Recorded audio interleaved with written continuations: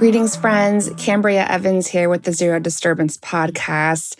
And y'all, we're continuing our series, Dumb Things Therapists Say, to celebrate the lifelong learning that all of us get to do in and out of the therapy room. And today is a special episode for me. Today I'm filming on my 44th birthday, on the 4th year of the podcast. And it's been really fun for me to reflect back on my life today. And that's gotten me inspired to think about goals, not just for my own life, but how we set goals and assess them in the therapy room. And this is going to be a really fun topic. I'm hoping that we can deconstruct some of the ways that have been more traditional ways to set goals and assess in therapy. And I'm going to share with you my secret sauce that I do here for all of my clients in California. You know, it's been really a trip to do this podcast for the last 4 years. For those of you who don't know, I started this podcast, I think in the first or second month of the pandemic. Didn't have any lighting, didn't have a producer, didn't have a team, didn't know what I was doing about making a mailing list. And it's been really incredible to see people respond and ask questions and engage with me in really awesome clinical conversations.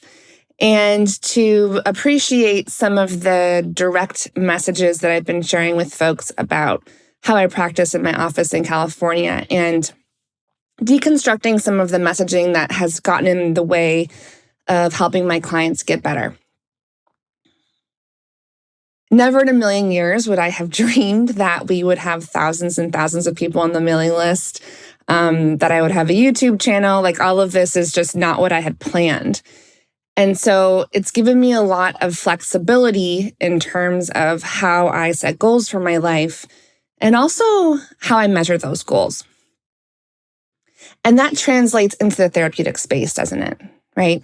I think that something that we are taught as therapists when we figure out, how to do our treatment plan in graduate school or into our intern or associate years, getting our license, we're taught to really focus on measuring changes in behaviors and measuring changes in emotional experiences with people. And that makes a lot of sense in a lot of ways, and that's not wrong or bad. I think what I've noticed in my own life, in my own therapeutic spaces, is that there are some other variables I want to talk about today that might be helpful for those of you who are thinking about what you want out of therapy and also thinking about how you know that your therapeutic process is completed, meaning you've reached your goals. You're good. You're good to graduate. One thing I want to share for those of you who don't know is that before I was a therapist, I had another career, which was I worked at Stanford Medical School and I was an educator there. I did a lot of research and I was tasked with the very intriguing job of figuring out how to educate very, very busy and overwhelmed learners, specifically medical students, residents, fellows, and faculty. And I had the honor of teaching them about how to not just get better medical outcomes, but also to get better process outcomes. What is a process outcome? A process outcome is something like, how easy was it, or how efficient was it, how effective was it to get that discharge summary finished, get that communication into the team and have something implemented, right? So when I think about my own life, I think about the lives of my patients, I'm thinking about two things. I'm thinking about the outcomes of what I'm doing in terms of the change in behaviors or emotions, but I'm also thinking about process outcomes, right? How hard or easy was it to get there, right? And you think about it in terms of therapy. Now, if I know what my behaviors are supposed to be, and I have them cognitively stored in my brain, like I have the frameworks for how to communicate with somebody, an interesting metric might also be, how dropped down into my body is that, right? How much energy or angst or time does it take me to access those cognitive communication frameworks and actually use them? How much emotional distress does it take me to implement them? I work with a lot of women, for example, who have left domestic violence situations and are tasked with the very, very difficult job of trying to co-parent or parallel parent with their abusive ex with the kids. It is very triggering for these women to have to engage, communicate, see their partners. So they can have all the cognitive frameworks available to them about how to communicate. There's tons of books about co-parenting, parallel parenting. But what gets really tricky, again, are these process outcomes, right? How triggered are these women when they have to go into their email and respond to that message, right? How much energy or anxiety does it take to do a task related to their co-parent? So I think about these things quite a bit because when I work in my own life and in the lives of my patients, I want to think about both. It's just not good enough, and I think we can do better because really behaviors are important, right? I've talked about addiction. And it's gorgeous when someone can get sober. The relapse rate is very, very high because there is a lot of difficulty in staying sober. The urges are often still there. There's often a lot of unprocessed trauma in the body somatically. There's often a lot of shame attached to that, right? So getting to the behavior of I'm not drinking or I'm not using that drug takes a lot of energy. It's often not full of ease, or it's often not super effective or efficient. So what if we as therapists and clients kind of integrated what medical systems and quality improvement are already doing, which is looking at process outcomes, right? And as EMDR therapists, this is one of the most enjoyable parts of my job because we actually have a built-in metric when we ask people who come in and something's disturbing them. It's giving them panic attacks, right? It's giving them a tight chest. It's giving them migraines, IBS. I even have some patients who have non-epileptic seizures because they have so much trauma they haven't processed. Their body literally collapses and seizes, right? So how interesting is it to think about as an EMDR clinician or someone who's in EMDR as a client, we're decreasing the disturbance of certain things. And what is that doing? It's giving us a beautiful process outcome, right? If something is desensitized, if something is more neutral, it's really a lot easier to access the behavior, isn't it? It's really a lot effortless to go ahead and, yeah, I'll go ahead and communicate with my co-parent. That's fine. The energy use to have to regulate yourself is much less. And what happens then? This is really cool. When you actually decrease disturbances in the body, and most brain-based therapies do this, right? EMDR, brain spotting, art, there's going to be many more coming, I'm sure. When you actually decrease disturbance in the body, when you actually make something more neutral, more like, yeah, it's just the way it is, right? Then your energy use to have to manage something, a trigger, a big emotional response, a panic attack, a body sensation, it's way less, which means you have way more energy to enjoy your life. It's incredible. Think about this. Let's say that you were an addict, you're going into rehab, and you had an EMDR clinician to work with you, to actually work with you with an EMDR addiction protocol to de-link the positive feeling state of comfort or soothing or belonging with the behavior of drinking. If that's de-linked and your trauma is desensitized or more neutral, your urge to drink and comfort yourself and regulate yourself, that goes down. That's a different energy experience. And then, because you're not activated and the urge isn't so powerful, you actually have more access to make a decision about the behavior, right? Now, this idea that we're measuring things with cognitions and behaviors is really, really old idea. Again, it's not wrong or bad. But if you are a brain-based therapist or you're working with a brain-based therapist, I really want to invite you to think about how to measure your process outcomes, or how do you measure how much energy something is using or not using, okay? So what happens when you realize as a client that you're not as triggered Your urge is not as big. Your emotions are not up and down about something. What you realize is that when you're in that window of tolerance more, when things are more neutral, when you're more regulated, you kind of have this really cool experience of like, wait a minute, is this who I really am? Okay. And then you get to have this really incredible process of learning who you actually are. Who am I really without the programming of addiction? Because I was never an addict. I was programmed to have a compulsive behavior that helped me reach a positive feeling state because of a traumatic situation I was in, right? Who am I really now that I'm out of that domestic violence situation and now I'm safe and I've desensitized all of the incidents of abuse? Who am I really now that I don't have to A, live in that situation, and B, don't get triggered by that person anymore? Or don't get triggered in the same way, because now I can see things clearly, right? Now I know what's mine and what's theirs. The energy is different.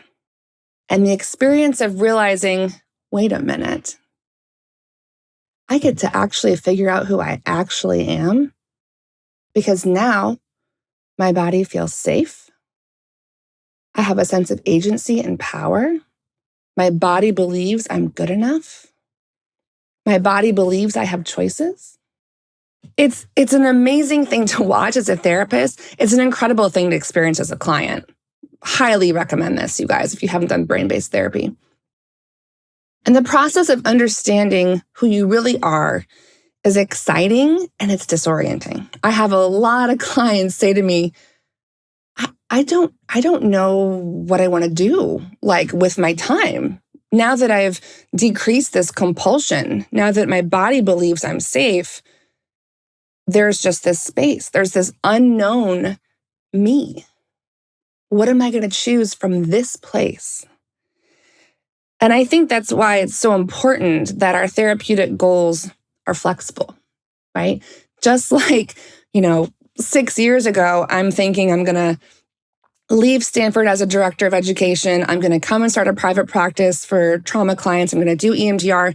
At that time, based on where I was personally and professionally, I had no idea I was going to have a podcast. I had no idea I was going to get trained in brain spotting. I had no idea I was going to be teaching thousands of clinicians through zero disturbance and have a consultation program and faculty. None of that was available to me in my goals, personally and professionally.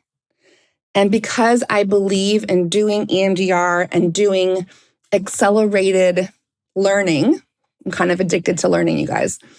My goals changed rapidly, so fast. And this is what I see with my therapy clients, right?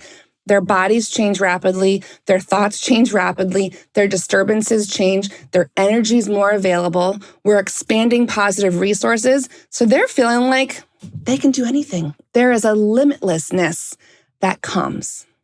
There is a belief in self that comes that is exponentially greater and more palpable, I believe, than just doing talk therapy. Because talk therapy gets you there, right?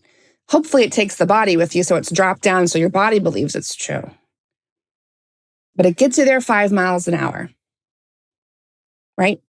And I don't know about you guys, but I'm pretty impatient because life's pretty short. I want to get there now.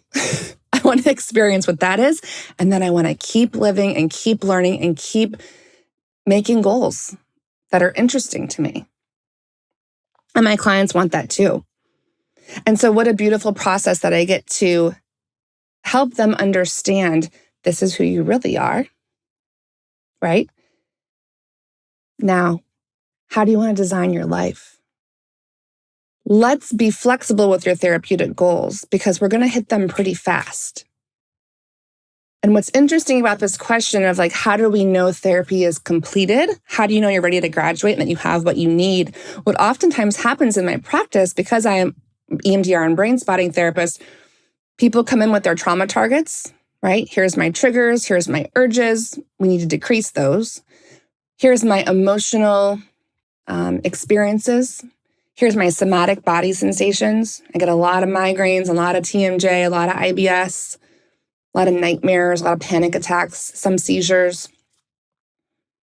But once people understand that those targets can be neutralized and take the edge off and desensitized, something happens they didn't expect. I know it's coming. They don't know it's coming, which is, oh my gosh, this is amazing. Can we use EMDR and brain spotting to design my life? Yes, you can. Because if we can decrease a negative belief of self that's dropped down in your body, not just in your head, right? You're not spending energy of, I'm good enough. Okay, I'm getting triggered. I have to remind myself I'm good enough. I have to remind myself I'm safe. Your body knows it. When my clients process trauma targets, it's interesting to watch their brains just like get bored of it. They're like, my brain's moved on. My body's moved on. It's neutral. Okay. So when we design our life, that's a different set of goals. And oftentimes, because therapists are forced to diagnose mental illness, mental disorders, we're all trained in this DSM to like pick a mental illness, put it on your insurance statement, anxiety disorder, depressive, PTSD, whatever the diagnosis is we have to pick, right? You basically are tasked with fixing someone until they're well. And what's so powerful about these brain-based therapies in terms of goals is that you can decrease these things and then design your life, expand positive resources, expand positive beliefs of self. If we can decrease the negative ones, we can increase the positive ones. It's pretty amazing. I've talked in previous episodes about performance enhancement, right? Which is basically the idea that you can go into the future template of time and you can actually rehearse or desensitize anxiety or build confidence about things that have not yet happened yet. This can be a flight. This can be a speech you have to make in front of people. This can be a big interview for work, right? This can be a big court case. This can be anything, right? We have some really powerful tools in our toolbox right now. And the reason I'm talking about this in this series, but also in previous series as well, and I'll keep talking about it, is that my hope and my goal is that every single therapist is trained in a brain-based modality. Every single one. Because it's faster and it's more efficient. And guess what? 0 people, since I've started doing this, have come back to my office and said to me, you know that thing that we desensitized? You know that negative belief that we dropped down into my body as a positive belief and it became neutral? It got undone. It came back. 0 people have said that to me. Now, I can't make guarantees, okay? But I will tell you in my own EMDR therapy, my own brain spotting therapy, nothing's come undone.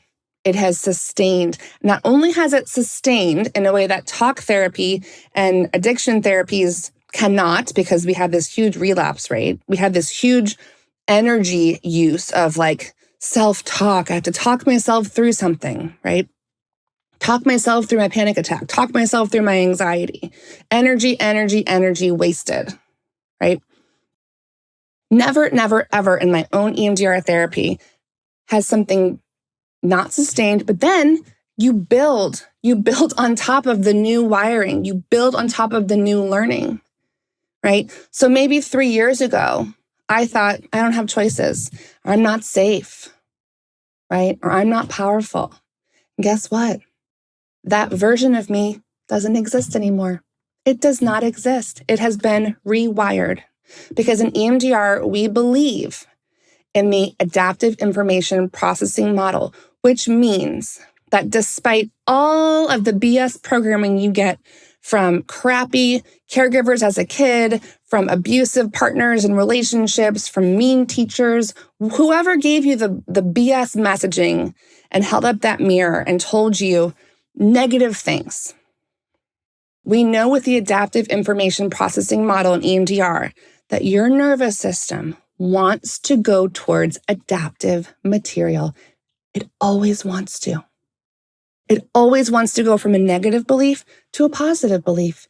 Never, ever, ever have I turned tappers on someone for bilateral stimulation and they've started to process towards something that's become more negative and not gotten positive. That has never happened in my office, ever. Your body wants to heal. Your body wants to move towards positive beliefs of self because this is how we are born. This is how we are born as babies. We are born with the space, with the hardware, right, to receive the software, the programming of I am good, I am safe, I belong, I'm enough, I have choices, I am powerful, right? This is how I believe our hardware is designed to receive things, right? And so once we understand that biologically, once we understand that these brain-based therapies are so powerful, there's this new sense of like hope. There's this new sense of possibility that has never existed before, I think, in therapy. Now, I've mentioned in the previous episode that I am getting a year-long training in psychedelic-assisted therapy because I am excited to learn how this medicine will enhance the amazing work I'm already doing with brain-based therapy. And I think as we learn more and more about tools that support our natural process of moving towards adaptive material, moving towards positive beliefs of self, again, not just in the mind, but in the body, right? We are going to see therapy changing very, very rapidly. Very, very rapidly. And I want to say too that, like I talked about in the previous episode, I'm such a rule follower. Y'all, I am like Christian Midwestern girl, okay? And I had a patient come to me and he said that his Stanford psychiatrist told him, do you want psychedelics? Because in the next year, this is just how mental health is going to be. This is just going to be the standard of care. Okay? So I want all of us to, quite frankly, hurry up. Because I'm sitting here talking about brain-based therapies. EMDR, y'all, has been around for over 40 years. Now, granted, it has gotten lots of upgrades and evolutions. There's lots of different flavors of EMDR. There's EMDR 2.0. There's Flash. There's 4 Blinks with Tom Zimmerman. There are spin-offs like Brain Spotting and ART. There's addiction protocols. There's all sorts of modifications with EMDR and brain-based therapy. We've done this all in the last 40 years plus, okay? Psychedelics have been around for a long time. They used to be part of therapy. They went underground. We're about to see something, I think. I'm going to learn more. We're about to see something that's going to change everything a lot faster than what I'm talking about, okay? So if you're a client who's in talk therapy, again, not wrong or bad. If you're a therapist who's a talk therapist, again, not wrong or bad, but I want to just let you know there is a wave of acceleration coming, and thank God, because there is a mental health crisis, right? Depression is like the biggest disability in the world, according to the World Health Organization, I believe. We don't have time. We don't have the luxury of being slow about this. We do have the responsibility to be safe and responsible and informed, okay? So if you're a client, I would invite you to think about, what are my options? What's coming down the pipeline here? If you're a therapist,